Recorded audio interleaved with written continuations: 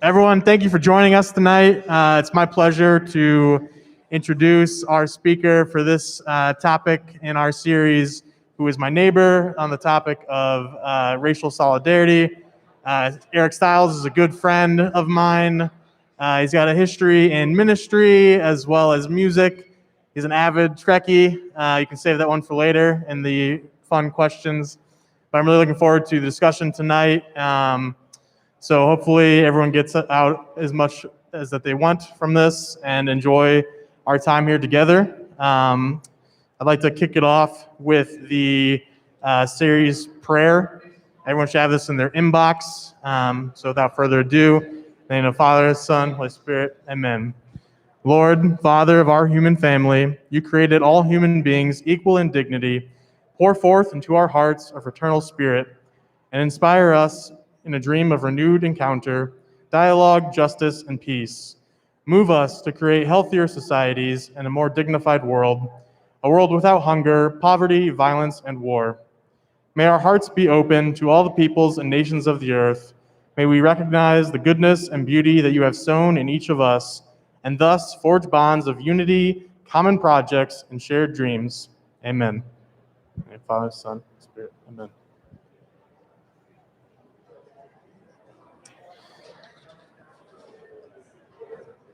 Without further ado, Eric Stiles.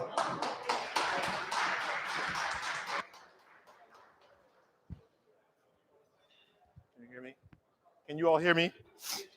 Excuse me. Can you all hear me now? Great, great. My name is Eric Stiles.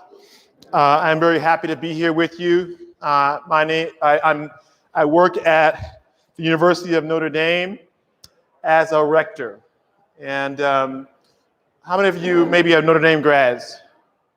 A few, a good number, maybe a little more than a third or more. Yeah, more than a third. So those of you who are Notre Dame grads know that a rector is an in-person minister who's also basically the chief administrator of a residence hall. And so I live with the college students on campus, and we view our work through the lens of ministry. So I'm the hall director, I'm the chief pastor, I'm the first disciplinarian, and I'm the cruise director, right? So part of my job, or a large part of my job, is to provide an opportunity for young people from ages 18 to 21, 22, to grow in community from a Christian context. What does that mean? Everybody in my hall isn't Christian, but I do the work from the perspective of a Christian. And in every hall, there's a chapel. In every hall, we celebrate the Eucharist at least once a week, if not, in our case, 3 times a week, including Sunday. And so that is the framework for our community. And I always say that whether or not the student ever crosses the threshold of the chapel, we have some that are allergic, I think, to the chapel. But the fact that we celebrate the Eucharist together has an impact on their vision, on their conception of what it means to be a student at Notre Dame. They know that someone is praying for them in that place on a regular basis. And I think it has a real impact on the way they think about education. And I want you to kind of hang that, right, that memory, and we'll come back to the Eucharist at the end of our time together, or end of my talk at least. Okay. So some of you have been here each week. I think that there have been 3 weeks before this one. Is that correct? And you've been dealing with a number of topics centered around the virtue and the Catholic social teaching principle of solidarity, right? So shout out, and I'll repeat, what have been the others? If you've been here or if you haven't been here, do you remember what the others were? So for those who had not been here before, what were they? Economic solidarity. What else? religion. So religion is a larger context, right? So what are the others? Economic solidarity, environmental solidarity, religious solidarity, and what's the third one? Was there a third one? Was that a fourth one? This is the fourth one. Okay. So one of the major principles of Catholic social teaching is called solidarity, and so again, that's going to be maybe part 2 of our conversation, right? And then in this context, we're going to talk a little bit about race, right? Race and racism, but first about race as a category, and then try to get into the questions about how we can think, particularly in a Catholic context, in the light of Catholic social teaching, what we ought to be thinking and doing with this question of race. I'm from Chicago. I grew up there. My parents were both migrants. So my father moved to Chicago. He's now in his late 70s, 78. Moved to Chicago in the 50s during what's called the Great Migration. Moved from the part of the country called the Delta. So it's an area in Mississippi where the land is very fertile, and there are lots of plantations, and where cotton and fish and rice were staples of the industry, right? The farming industry. He moved to Chicago in the 50s when he was 13, 14 years old. So in many ways, my father's a country boy, right? Because he was formed in the South. My mom, however, is a little bit younger, and she moved to Chicago also in the 50s, but she was maybe 3 or 4 at the time. So they moved to Chicago, and their parents moved largely for economic reasons, which is why most people move, right? Most people move because they are looking for opportunity. They're looking for a better life. And that movement, that migration, both migration and immigration, are, quite frankly, they're fundamental parts of human living. People move, right? That's what people do. When work dries up, they go find new work. When circumstances are not in their favor, they look for new circumstances. Okay? So my father grew up in the South, and so my experience of being an American is shaped by the cultural reality of the South. However, it's also shaped by the fact that I was born in Chicago, in the city, and I'm a city boy as well.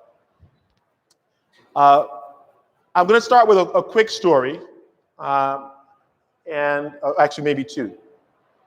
So when I was about 14, 15, my father, my parents sent me to high school. I ended up going to a school on the other side of town. So if you know anything about Chicago, I lived near Midway Airport, 45th and Cicero.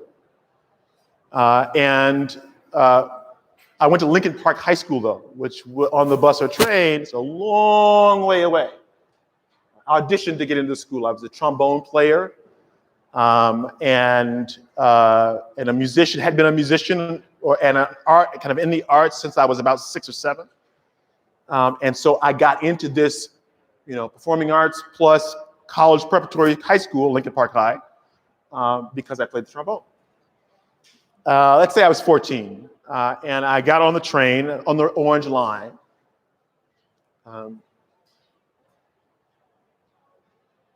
He would drop me off at the Orange Line at the Midway Airport, right? So the station. If you've taken the train to the station, you know where that is. So drop me off, and I get on the plane on the train to go, hour and a half, hour and 15 minutes to Lincoln Park.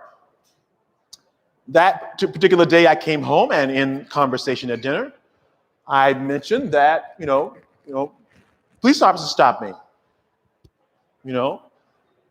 I didn't think a whole lot about it, but we were talking about the day, and I said, police officer asked me why I was still, what was I doing there? as a musician at Notre Dame, at Lincoln Park High School, I had a really late schedule. So my first class started at 9:30, and my last class ended at like 4 or 4:30, which was late for a high school student traveling in Chicago. So therefore, it might have been 8 o'clock, 8:15 when I was getting on the train, which for most high school students is later than usual. If you have an 8 o'clock class, you're probably leaving at 7 or whatever time you need to get to class.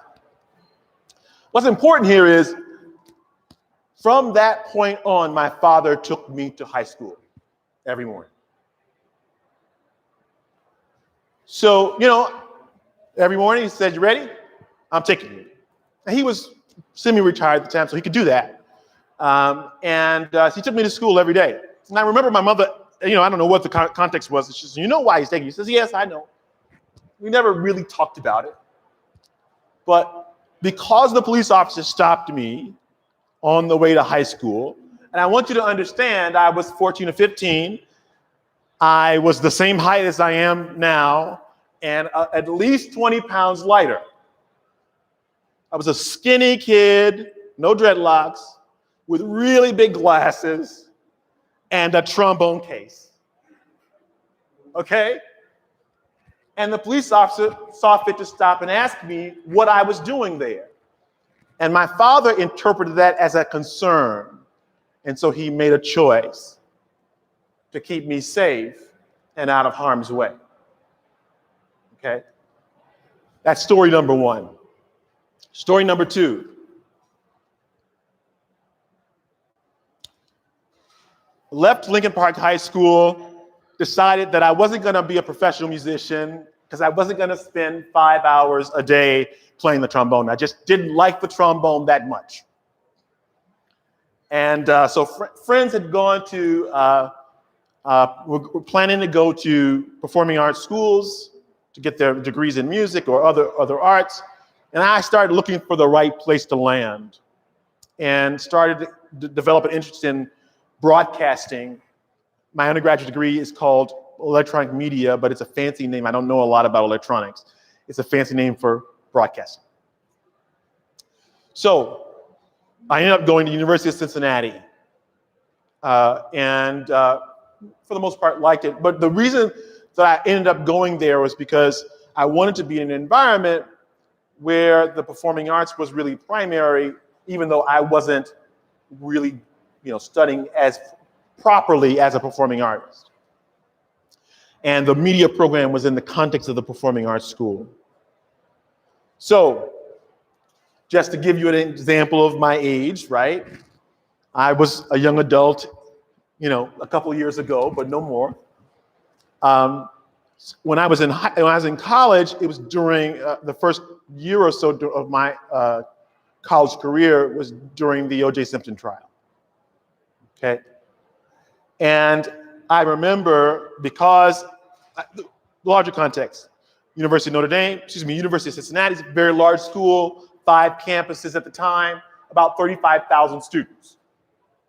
I was on the main campus, but I was in what's considered one of the signature schools within it. You audition to get in, or you interview to get in. It was in the performing arts school.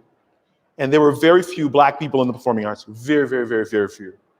I lived on the performing arts floor in Calhoun Hall for 2 years. Almost no Black people on the floor, okay?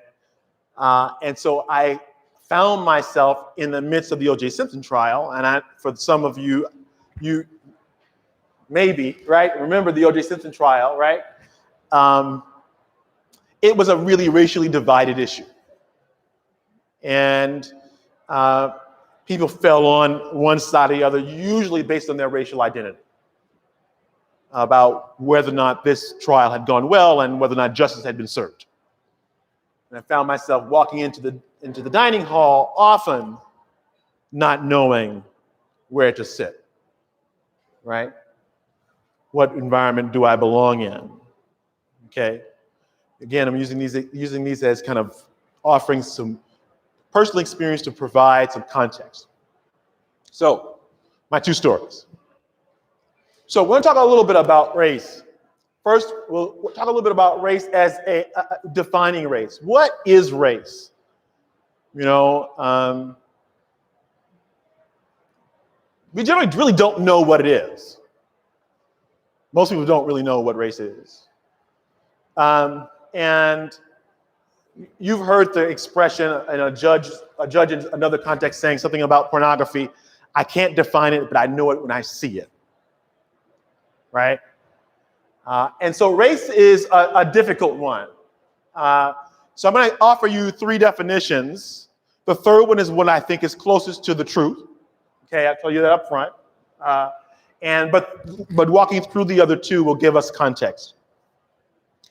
Let's talk three definitions of race. One would be that race is an objective condition, right, that is rooted in science, that the human species can be broken up into racial groups, perhaps racial groups like European or white and African, or sub-Saharan African and black and Asiatic and Native American, right? That it has objective reality and that it is rooted in science. We're at the place where we know that that's not true, okay? That race as a scientific category doesn't really hold water. Scientists don't use race as a category, okay? Because the difference in DNA or genome between me and anyone else in the room, based on race, there's not enough there to be substantive, okay? The second one would be, because of that, in response to that race is an ideological construct. And that's starting to sound a little closer to the truth, right? That somehow we've decided to divvy ourselves up in these ways. The problem with calling race an ideological construct is that it doesn't deal with the fact that we actually experience race. So ideology is primarily and fully idea, but not reality. Okay? So if I say, that what follows from ideological construct is that it's illusory. It's an illusion. And that's not enough. Race is not an illusion. We experience race often, if not daily. So the third definition would be that race is a social construct. And I want to say a little bit more about that. In other words, a dimension of our experience of social formation. I work with 18 to 21-year-olds. And I think the language of social construct, particularly as, when you get to be, let's say, 14 or 15, you may have remember yourself saying this to a parent, something about, let's say, any set of rules that you didn't like that the parent offered you, and you learned something about social construct. You said, well, that's just a social construct, implying that therefore it's not useful and not real, and implying that it should not have any bearing on your life. Right? Does that sound familiar? Right? We thought we were really smart when we came to that conclusion. Right? And our parents said, it may be a social construct, but you're going to do it anyway. Right? Because in reality, we're living in social constructs. We literally swim in social constructs. Most of the things that we hold dear are social constructs. Right? You think about it. You're driving down the street and you trust that when you stop at the light, or when you go through the light, in fact, and it's green, that everybody else knows who's got a red light to stop. Right? Without that social construct, we would hurt each other. Right?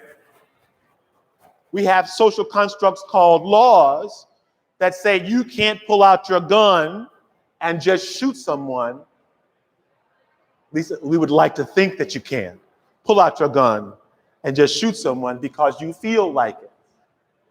That law is a social construct. Without social constructs, we wouldn't be able to live together. Right? In fact, we create social constructs, or we find ourselves living and swimming in them, and they structure life for us. So some of you may be already married. Some of you may, in fact, be thinking about being married one day. We know that marriage is a social construct, right? One that has important meaning for us, that provides direction for our affection and for our sense of commitment. And that without marriage, right, we would be unmoored, not individually necessarily, but as a society, we would be unmoored. We need those kinds of social constructs to give our collective life meaning. Okay? So, race is a social construct. A dimension of our experience of social formation, and quite frankly, a constant feature of any given social structure. Right? Any society that we go into will have some conception of race, whether they use the word race or not. They'll have some conception of race in their society. Okay? Social constructs are real, and they have real implications for daily life. In fact, as I said before, they're one of the fundamental building blocks. I mean, broadly speaking.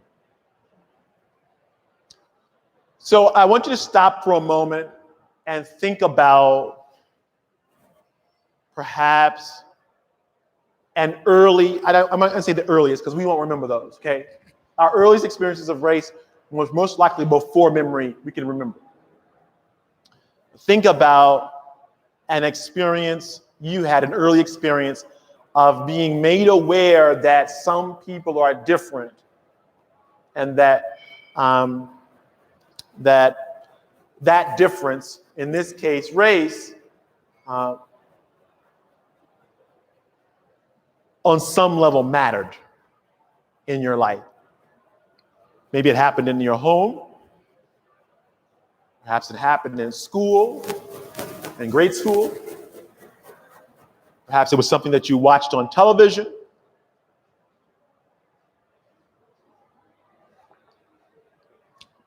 When was your experience?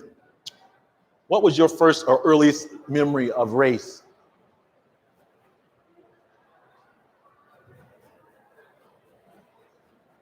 And perhaps the boundaries that might have been set around it.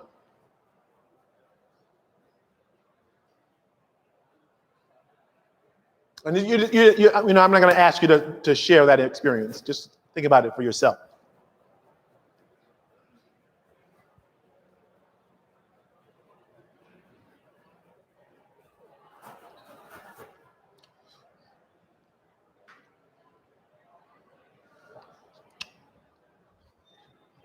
So if we have a working definition at least, right? One that we can share together right now of race, I'm going to move on to racism.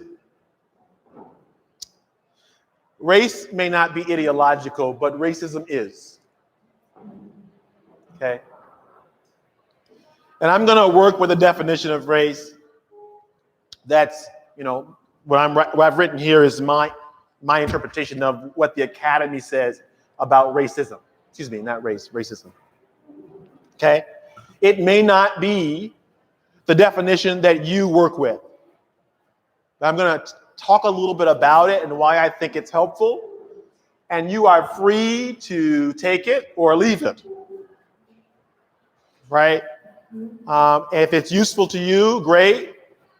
But it is the definition that you most find when scholars are thinking and talking about racism. It does lean in this direction. Okay? Racism is an ideological construct. Racism is a structural system that permeates virtually all aspects of human culture, one that preferences, prioritizes, and advantages certain groups and individuals over others based on their perceived race. Okay? So when people in the academy talk about racism, they're not necessarily talking about racial prejudice, the kind that we might think about when we talk about what's in my heart, right? My personal experience of how I feel about people who do or do not look like me, right? But what in fact they're talking about is the social milieu in which we live, okay? Some of you have heard this little anecdote before. It's not original to David Foster Wallace, but he did offer it in a commencement speech that he wrote and delivered. There are these two young fish swimming along, and they happen to meet an older fish swimming the other way, who nods to them and says, "Morning, boys. How's the water?" And the two young fish swim on for a bit, and then eventually one of them looks over at the other and goes, "What the hell is water?"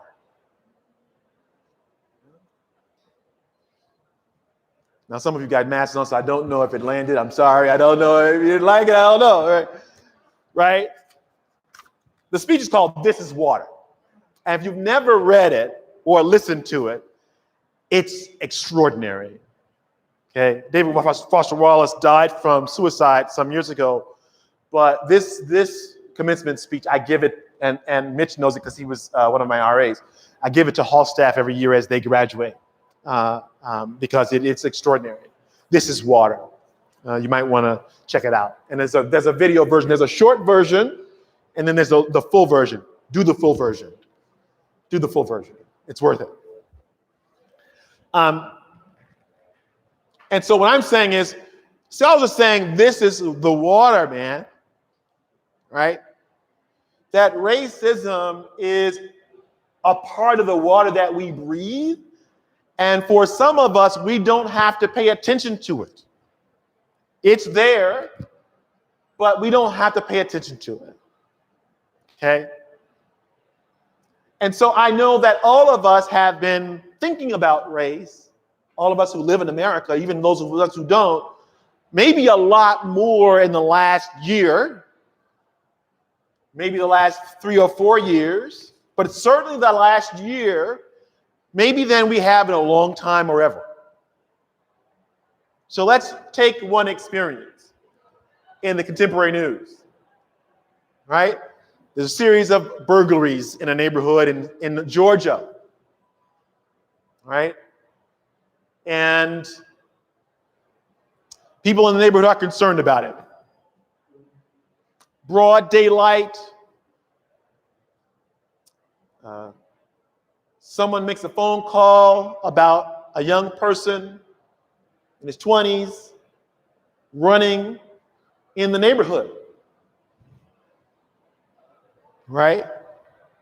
And two citizens hanging out on the street decide that the young person that they see who's running in the neighborhood, who happens to be black and male, is that person. Not might be, is that person. He's not armed. He's wearing a white t-shirt and a pair of shorts, and he's running in the middle of the day. How many of you are runners? Raise your hand real high. Raise your hand real high. I want you to stop and imagine if you were running in the middle of the day and someone, anybody, two men with weapons, approached you aggressively, right? How would you respond? Right? Just take a minute to think about that.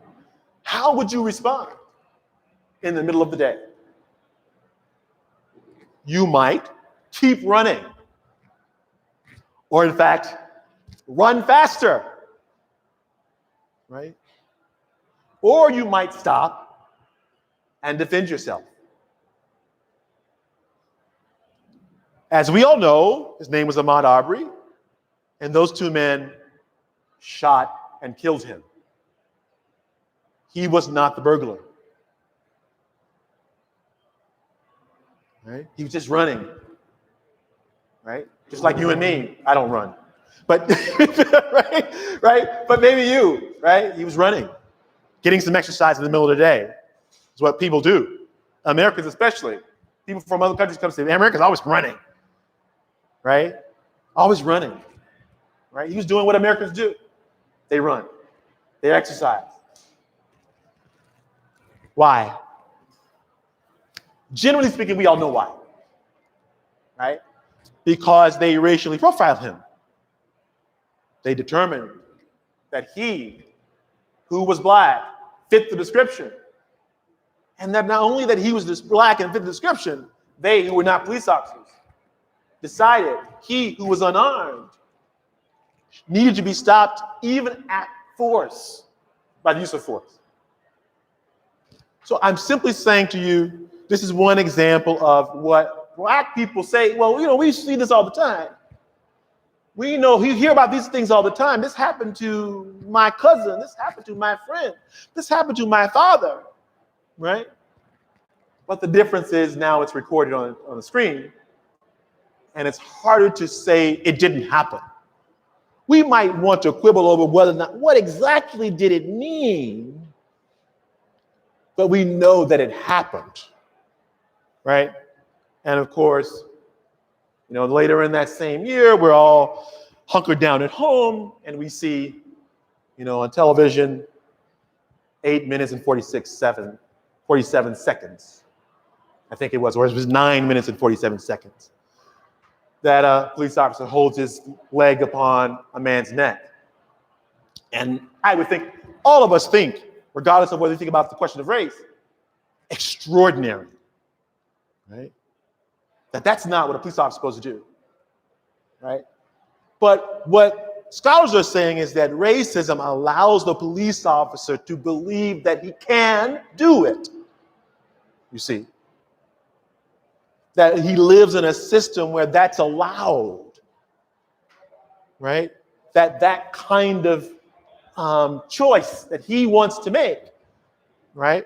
And I live on campus, and I tell you, I think about how most of the students, not all the students, but most of the students experience, right? How often police officers deal with drunk people, for example, on campus, and they never think to put their knees on their necks, right?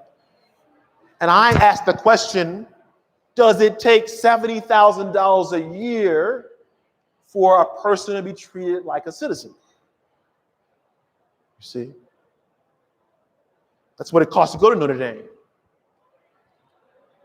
So I'm offering that as a way of thinking. So scholars would say that we live in a society, right, where racism is a part of the water, right? Mitch, I want you to give me the story that you gave me before about what you learned about your own business. And I want this because we were talking about the event, and I said, this is a great story about what he learned about race in South Bend in relationship to property value. Sure. For anyone that doesn't know, I work at First Source Bank.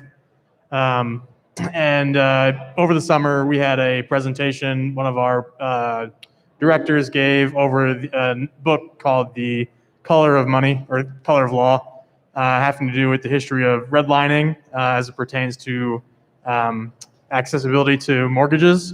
through the FHA, which is a federal program. There's a lot of minutia in it, but basically what he pulled out was an old archived copy of a map of South Bend that the bank had on hand from, back during those times when the districts actually were redlined.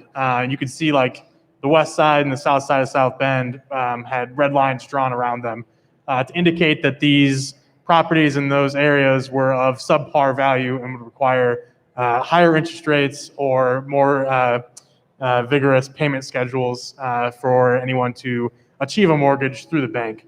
And then in tandem with that, I actually read the rest of the book that summer. And cleaning out my grandparents' old house, we found their original deed from their house in the 70s, where even though redlining had been outlawed by then, there were still restrictive covenants on who was allowed to own the property and who they were allowed to sell to. So, it spelled it out fairly clearly in the language of the mortgage that the property could never be sold to a black person. They were only allowed to, be on the property as a servant. As early, as recently as the 1970s, these were still being included in the mortgages in our area in South Bend. Thank you. Sure. So I think it would be helpful as you think about and study the question of race and racism. For each of you, I'm sure most of you are professionals. You have a business. You've been trained in some kind of work that you do that's particular to you, that you know a lot about. A great way to find a way into this topic is to explore your own experience, explore it through your own vantage point, right? It's the area that you're most interested in. So, for example, if you're working in banking, or if you're working in architecture, or if you're working in education, how has race and racism had an impact in your field of professional field?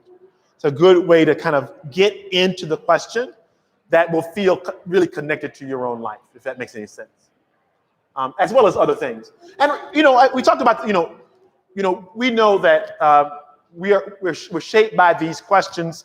Part of what I want to point out here is that what I'm talking about is not about my personal prejudicial feelings about anybody.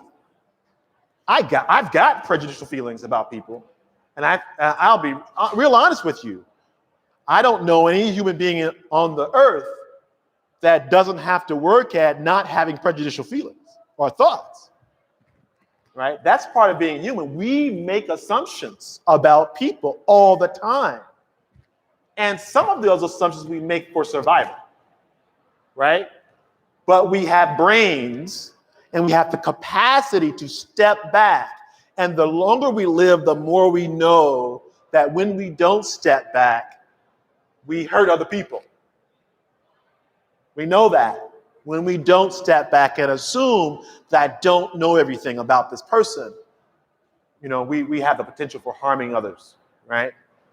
So I'm not talking about, I'm not saying, and I'm also not dismissing that. I'm not saying that that's not important. That's actually very important, that we work at not being prejudicial, okay?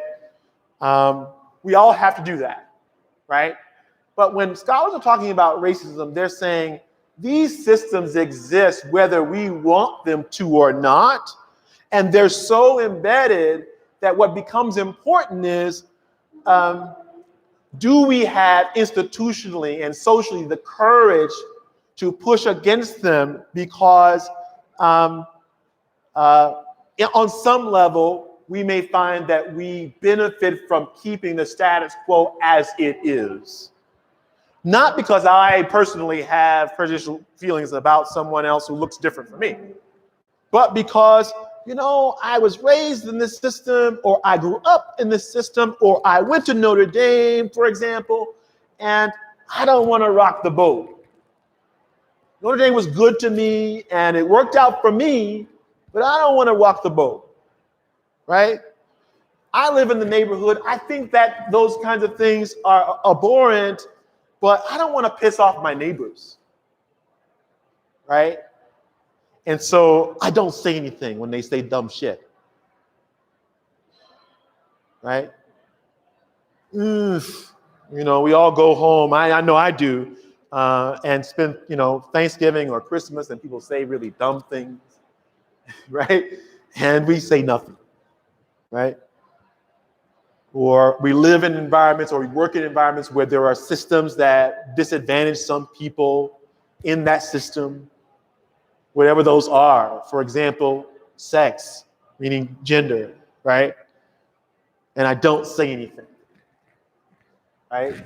The female member of the company is trying to make partner, but, you know, she's never invited to those, you know, events that where just the guys hang out, where the decisions are made. Right? But I got in, man. I can't afford to do anything about that because I got in and I'm worried about leaving my job, right? I mean, sure. So we have to ask ourselves the question, you know, those kinds of questions. And ask ourselves, in fact, how are we doing with that personally? You know, are we willing to do anything about the social systems in which we live that are not great, that disadvantage some in ways that are unjust? So next, solidarity. Solidarity, one of the many Catholic social teaching principles, right? Can anybody name a few of the others? Anybody remember those Catholic social teaching principles? Things like subsidiarity. What else? Preferential option for the poor. Yes. What's that? National solidarity. Well, solidarity is one of those, right? Right. I'm looking for the others, though. Thank you. Right? Any others? Concern for our common home, meaning the environment, right? We live on the planet. We are stewards, not kings and queens of the planet, right? It doesn't belong to us. That's what a steward is. A steward takes care of what somebody else's stuff, right? Who does the planet belong to? Right, right? Planet belongs to the creator, not to the creature, right? I think there might be one or two other. Can you help me out here? Logan? All right, right? And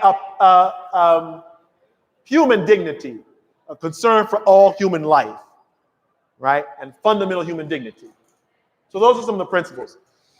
Catholic social teaching has also, and so it's about a little more than 100 years old, right? 120 years old. 1889, I think, Rerum Novarum comes out. Pope says something really big for the first time on social issues. It shifts its focus away from saying that modernism is the bad guy, right? And starts to shift in a new direction. So church, you know, our Catholic social teaching, you know, is biblically based, but what we call Catholic social teaching today is really about 120 years old. It's an articulation of a biblical vision, right? That's more modern, okay? So one of those principles is solidarity. And it's good to think about solidarity as a virtue and not just a principle, not just an idea, okay, that I should maybe aspire to in my mind. And isn't it a great idea for us to be in solidarity with people around the world? And that's an abstraction, right? So here's a definition from one of John Paul II's encyclicals. Solidarity is a firm and persevering determination to commit oneself to the common good, right? That is to say, the good of all and each individual. The common good, the good of all and each individual, because we are all really responsible for all, right? Meaning that fundamentally, every human person is a member of a global family, and we are responsible for one another. I'll give you a really concrete example, or a thought metaphor, right? Let's say I used to live in Minnesota, and I used to say, you know, I lived in Winona, which is right on the river, And I was talking to some friends, and we were talking about this question of solidarity, and I said, okay, you hire someone to come and clean your house. She's a woman. She comes every week or maybe every other week. And you know her name, and of course you're friendly with her. You have a relationship, you build a relationship with her, right? She lives not in Minnesota, she lives in Wisconsin. The laws are different in Wisconsin across the river. It's across the river. You live in Minnesota. And over a course of maybe 2 or 3 visits, you start noticing things like wounds or bruises. And it becomes clear to you that, in fact, she is being abused by her partner, right? You could say, here's the question, right? What do you do? Do you do anything? Do you have any responsibility in this moment? Right? What do you do? I would say that you at least have a responsibility to seriously ask the question and say, I must make a decision about something here. Right? I'm not saying you know what to do. I'm not saying I know what to do. But I know that because I have a relationship with this person, I can't just look away. That's part of what it means to be human. So, for example, if we are spending money in China, or spending money in Peru, or spending money in Russia, and our money is being spent harming other people on the other side of the world, we have a relationship to them now, you see. We can't just say, well, what the people do in China is just what the people do in China. Right? So, solidarity, a firm and persevering determination to commit oneself to the common good. That is to say, to the good of all and of each individual, because we are all responsible for all. Okay?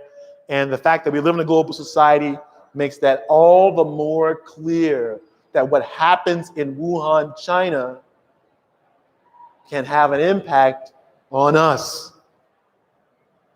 We don't live in a society where what happens in Wuhan, China, stays in Wuhan, China. Right? What happens in New York City stays in New York City. Because I don't know about you, but I would like to go back and visit New York City. I'd like to go back to Florida and get a little sun, or to LA, right? We live in a society. And so I'm just simply saying that we're connected, right? And so we choose to be connected. And even if we don't choose to be connected, we're connected. And so it matters how we live one another. Such a social virtue, such a disposition and stance toward the world is fueled and built on compassion, the capacity to suffer with others, right? If we don't have compassion, we don't have the capacity for compassion, then in fact, we will not be able to respond to the needs of others in the world. Okay? So the question that I wrote on the sheet would be, what are some of the ways in which we can build lives shaped by solidarity as a social virtue? Right? And that the Gospels especially are laced with examples of what Jesus is asking of us when it comes to solidarity. He always preferences the poor. He always preferences those who are going without. Always preferences those who are in the periphery. He says, bring them into the middle. Right? And then the last thing I'm going to say is really about the Eucharist. And this is something, one day this is going to be an article or something. I don't know what it's going to be, but it's going to be something. Because I think these 3 things work together. I think that our concern about racism, particularly as Catholic Christians, our concern about race and racism in our country, right? We have the intellectual tools to help us deal with this problem. The Catholic Church has nothing if it does not have documents, right? We have thought through all kinds of things. We've got all the words that we need, really, right? And I also want to say that we also have the spiritual disciplines to help us live it out. And yet we so often don't see them as what they are. So for me, I would say the most important thing is the Eucharist. The most important thing when dealing on a spiritual level with this question is, am I celebrating the Eucharist with earnestness? Right? Do I actually believe that when I become a member of the body of Christ, that it matters how I live out in the world? Right? Am I allowing the Eucharist to form and discipline me for a virtuous life? Am I willing to become the crucified one? Right? Am I willing to be on the side of the least among us, like Jesus? So to see the Eucharist as the practice of that virtue, or the preparation to live that virtue out in everyday life. Right? And that means, that we can't simply receive the Eucharist and keep saying, I'm not going to do anything about racism. And I'm not going to do anything about sexism in our society. And I'm not going to do anything about the very clear conditions of abject poverty for too many people in our society. We can't do both, honestly. Right? I'm not saying that every time you take the Eucharist that you have to solve all the world's problems. Okay? I am saying that when we receive the Eucharist, we need to understand that we are being given the opportunity, right, to be engaged with the person of Jesus and be incorporated into his life so that we might also, when the time comes, step forward, right, and look for the transformation of society, work for the transformation of society, right? We can't be satisfied with a church that is segregated in the same way the society is. We can't be satisfied with that, right? We can't be satisfied, I'll be really pushy here, with a church in the United States that for some, they identify as the church is white, right? A church in the United States of America cannot be white. It has to be white, black, brown, Asian, and Native American. At the very least, it has to be male and female, gay and straight. It has to be rich and poor. And a church that doesn't look like that is not the Church of Jesus Christ. Right? So that's what I'm saying.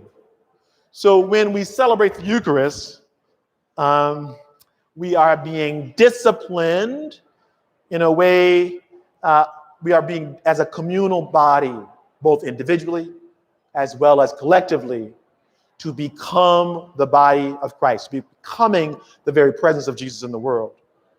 How might the Eucharist and its practice in your daily life, how might it prepare you to live a life of solidarity with the poor and the disadvantaged, to combat racism in our society?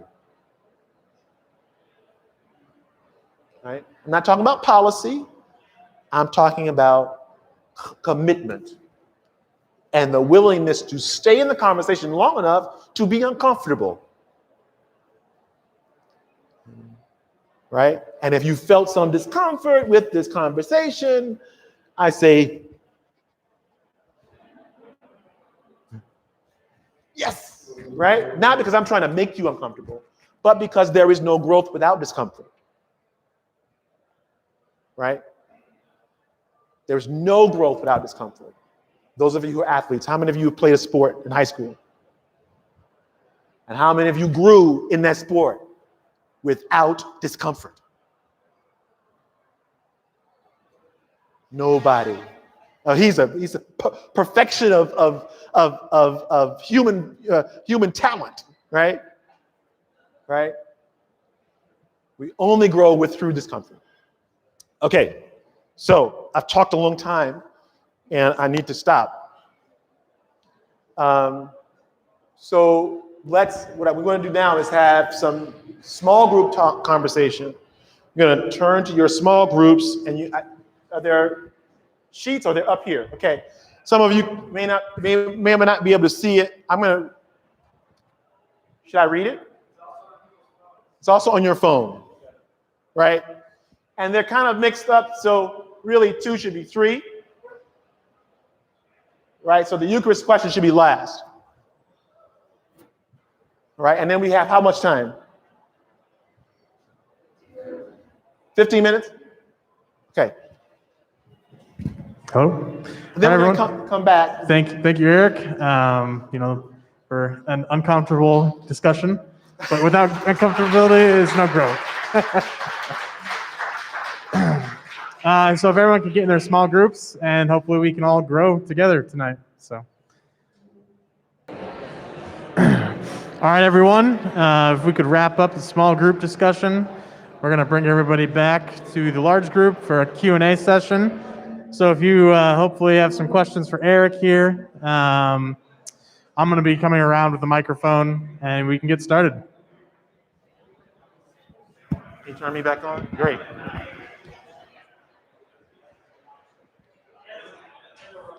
If I take it off.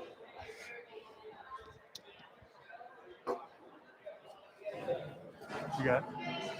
Okay, does anyone have a question? Big Q&A. Right here? I don't think your mic's on. Hi, can you hear me? Hi. Okay, cool. I'm really appreciative of you coming here and talking tonight, and I think the question of race and racism is something that... Tell me your name. Kristen Marie. Yeah. Kristen Marie. Yeah. Kristen Marie. Mm-hmm. I think the question of racism is something that we need to be talking about more in the church, more as Christians, more in the Catholic Church. So I really appreciate your thoughts and Thank you. Just coming up here and sharing with us. I think, so my question is kind of more of like a line of thoughts, and then I would just love like your response. So at the beginning of the talk, you were saying something about social constructs. And this is something that I've participated in discussions a lot on, through university or wherever. But something you were kind of saying about it to help us understand was you were first comparing it to like family rules within the home and, trying to explain a social construct in that sense. You were saying something about, and you can correct me if I misheard you on any of this, but you were using words like, as a child, you think, oh, mom and dad, like this is a social construct, like it's insecure, it's not true, it's not useful. Those were some of the words that I think I heard you use. Again, correct me if I'm wrong. And then you kind of went on and you were saying something about marriage, traffic laws, murder, shooting someone. And that was kind of some of those examples you were like proving for, these are social, using these are social constructs. So I just kind of wanted to hear your thoughts on that a little more, if you could like unfold that, because I guess especially just with the thought of like marriage being a social construct. And I really struggle with that because, I think like it is something within like our social system, but as Catholics, we believe that marriage it's not just something that's social, that it's this, it points to the eternal, and that it's something that God implanted in us, and that it's a sacrament, right? Like marriage is a sacrament. And so yeah, I think I just need to better understand, like, because again, going back to those words of like social construct being related to these words of like insecure or not useful, and then using words like, oh, marriage, it's like, wait a minute, like marriage is useful. It's actually the bedrock of our society. And as JP2, you quoted JP2 earlier. So JP2 has, the beautiful theology of the body and how that's implanted in us and our bodies as humans. And then, so anyways, those are just some thoughts. And then same with like that thought of like shooting, not, that law of like not shooting someone as a social construct. Like actually that too is actually all those examples are points to like the basis of morality in society. And so in that sense, it's not just something that, as human beings are just like created rules by, again, in that sense, social construct of like, okay, we're just deciding to have this random rule that we're not going to murder each other, but it's actually something that God implanted in us from the beginning. Thank you. So, yeah, I will first and affirm, right, that marriage is in our context as Catholics a sacrament, right, and it is important. I think I said that before, right, and I get why my use, right, of the word social or the phrase social construct maybe made that feel a little uneasy, right? But those aren't mutually exclusive. I'm thinking on my feet here, okay? So, don't quote me, right? Don't hold me to the, I might get it not quite right, but I'm thinking on my feet. When a family, if you have children one day, and I'm using this example because I think that it's an example that we can all understand because we have children or we have been members of families. We all have been members of families, right? So we can relate to it.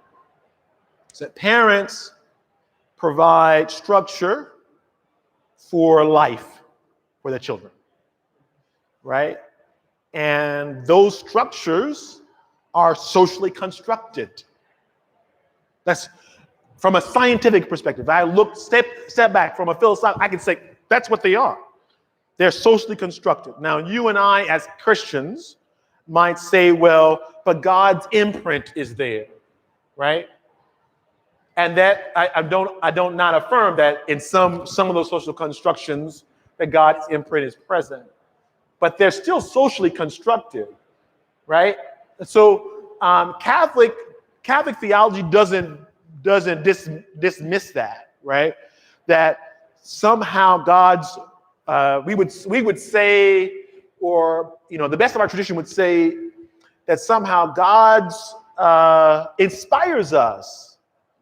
We give God credit for the good stuff, in society. We give God credit for the things that we think are the best of what we have to offer, including trying to think of another example in the family. Honor one's mother and father, right? Is that one of the one of the 10 commandments? Honor your mother and your father. The commandment is affirming what the society on some deep level knows is that in order for a person to have a sense of just reverence for their own being, that they have to honor those who help to give them that being, right? And that virtue, right, that social virtue in a sense, provides support for a society. And then we as Christians and Catholics in particular would say, well, that those beliefs are socially constructed. That those beliefs are in fact inspired by God, right? When I say that they're socially constructed, I'm not making a statement. In fact, I'm saying I'm leveling the playing field. I'm not saying that they're bad. In fact, I'm saying that that they are. When I said that, to say is that they're part of human society and they have impact. For example, race is part of human society, and the need to categorize one another to some degree. It's part of human being a socially constructed reality that changes, right? That shifts subtly or drastically. And I'm not equating race with marriage, right? In it's that they're both equal, but I'm saying that I'm using concrete examples of what might be considered socially constructed in society, right? Yeah.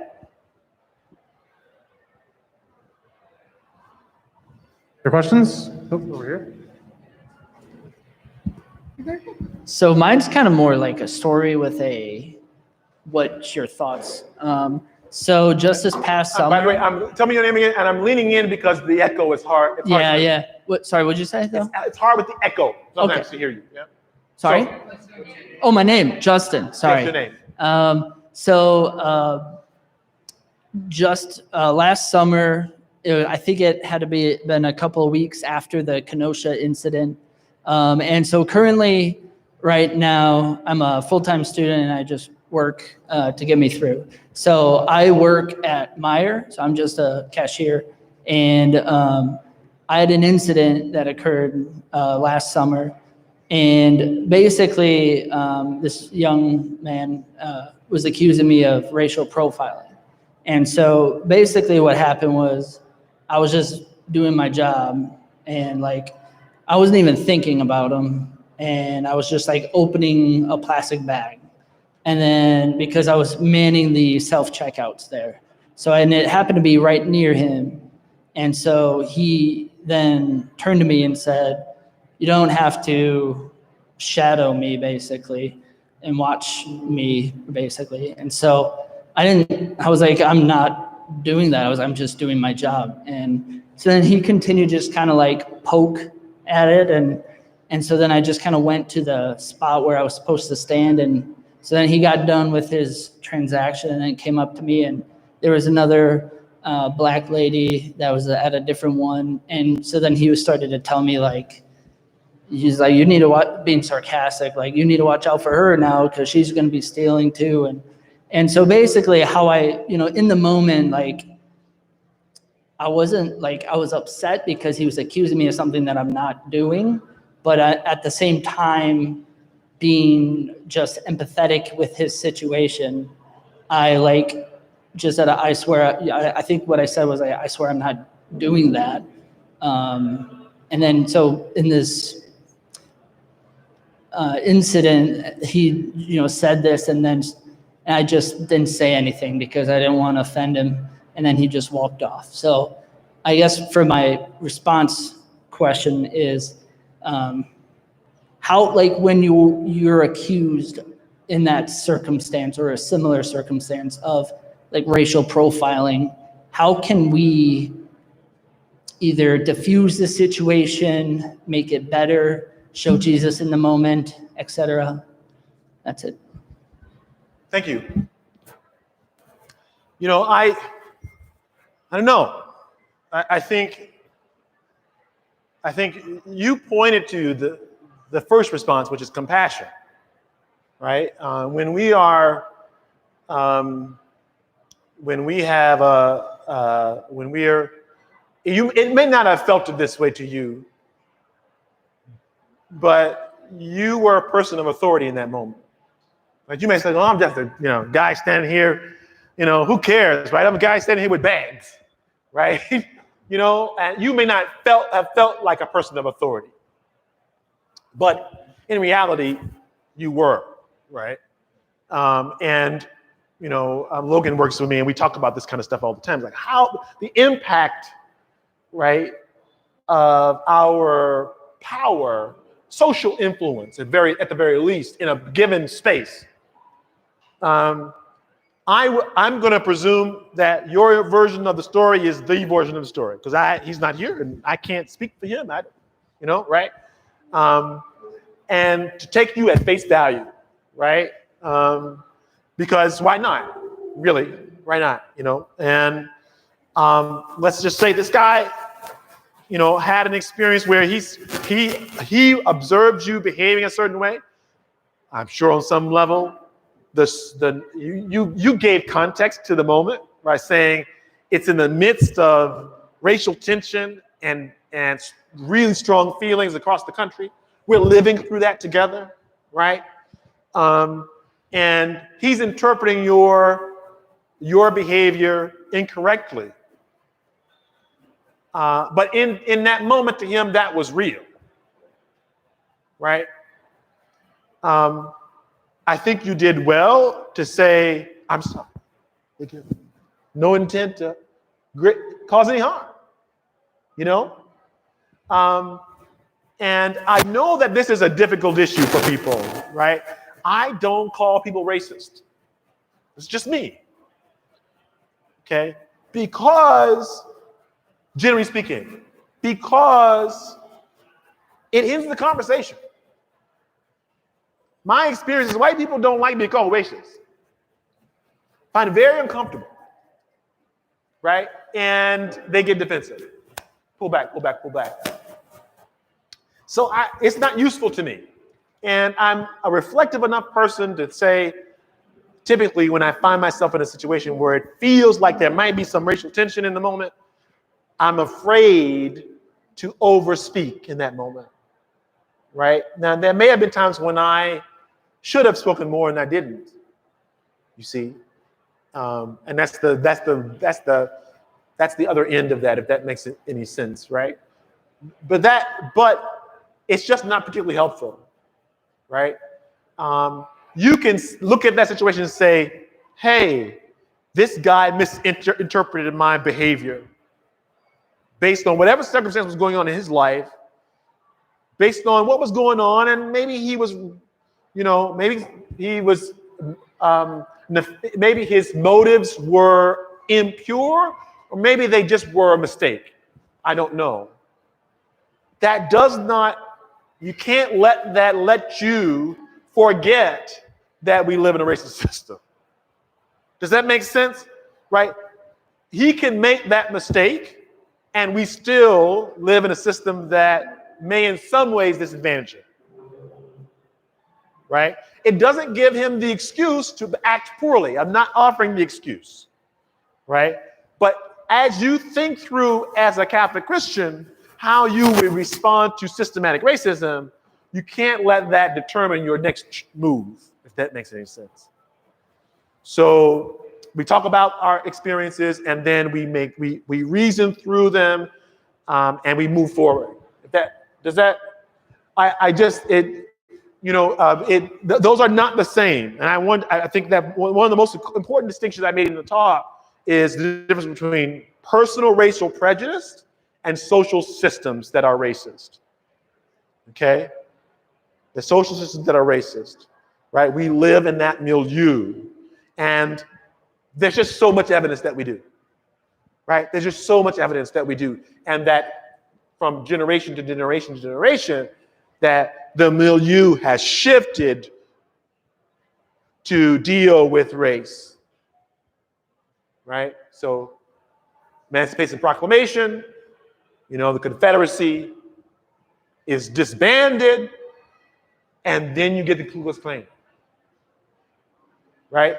It's not, the social system then, a new social system is created to keep Black people and white people apart, right? And then you get, Jim Crow, right? Then you get crack cocaine, and the prison industrial complex. So if you look at the history of our country, we see that social systems keep showing up to keep us divided, right? And so we have to do something about it. I hope you found that helpful. It's probably our last question, so. Oh, man. I'll ask my question after. What exactly is prejudice, and is prejudice always a bad thing? Well, Well, I mean, we can look at the word prejudging. Prejudice is prejudging, right? Prejudicial behavior or prejudicial ideas are, I'm using information that is incomplete to make a decision, right? And usually when we use the term, we're talking about the bad part. Well, we would call it something else. That's not the word we would use. Yeah, because the word. Remember that it's being. There are people in the internet land who are listening, so we got to keep you mic'd. Oh, okay. So, like, for example, if there are people who, am I too close to the mic? Oh, okay. No, like, if I'm like, I would consider myself prejudicial to members of my own family because they're my family, and as such, prejudice isn't always a bad thing. Is that what you're saying? A different term, but okay. Yeah. Like, okay, another term would be, I think when you say prejudicial towards your family, you're saying. Like if I saw, for example, if I saw like my brother coming into my fridge and like, taking something out of my fridge that I really like, I'd be like, oh, okay, that's my brother. But if I saw someone that was not in my family taking something out of my fridge, I'd be like, what the bleepity bloop, Sure. That's sure. And I want to say that I get you, and that's in a practical sense, we need to do that, right? If we don't even let if the person got into your house and got into but chances are, if they got into your fridge, it would be okay. If you invited them into your home and they were in your fridge, you'd be like, hey, welcome, right? Because you invited them in. And part of hospitality is to share food, right? So,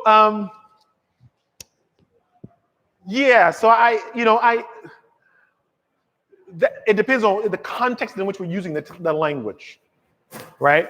In this case, if I say racial prejudice, there pretty much isn't any good kind, right? There's any good kind of racial prejudice, right? I'm not, but I also would say, this is the challenge, right? Jesus asked us to rewrite kinship. Jesus asked us to rewrite kinship. His mother and brothers show up. And they say, hey, your mama and your brothers are here, right? And he says, great. You are my mother and my brother and my sisters if you do God's will. He literally asks us to rethink kinship. And the narrative or the trajectory of both the old and the new is moving from stranger to neighbor to brother and sister, right?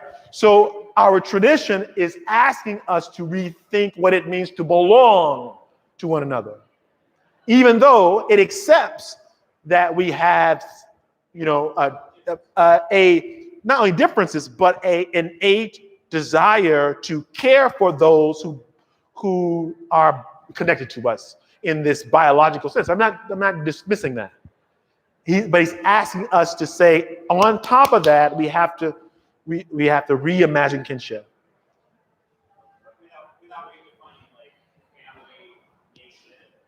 I don't know about that. He seems to me to be redefining the family and the nation.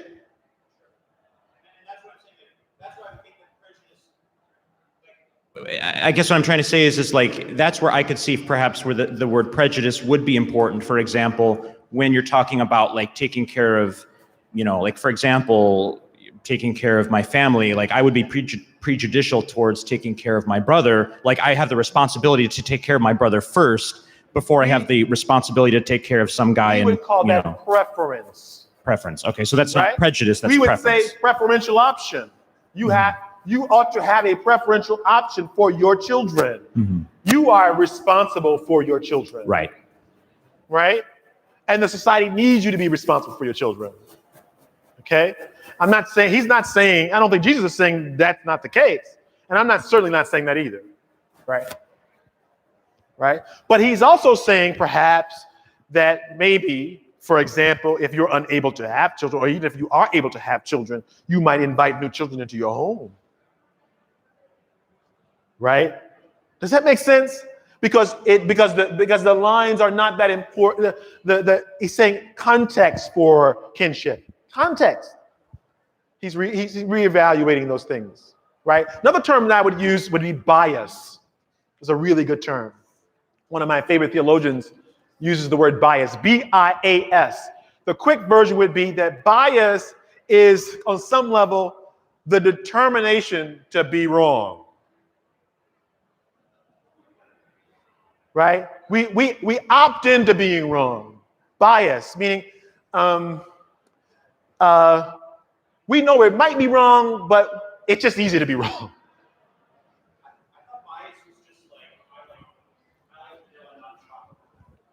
No, yes, but this is, again, we're talking in the hallowed walls of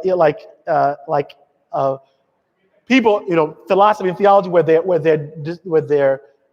don't use words exactly the same way that we do them every day. Does that make sense? They have different kinds of weight in those contexts, right? Because they're trying to make a distinction, they're trying to make a clarity about something very specific, right? And so we experience, we have a tendency towards bias, right? And that bias limits our ability to see the larger horizon, right? Somebody else, there's a hand. I know, are we running close? Yeah, so unfortunately we are running up on our timeline here. Probably not, unfortunately. Oh, we can do it one-on-one. Yeah, Eric, we can give out Eric's contact info real quick. We could get a thank you for Eric Stiles. Very good discussion.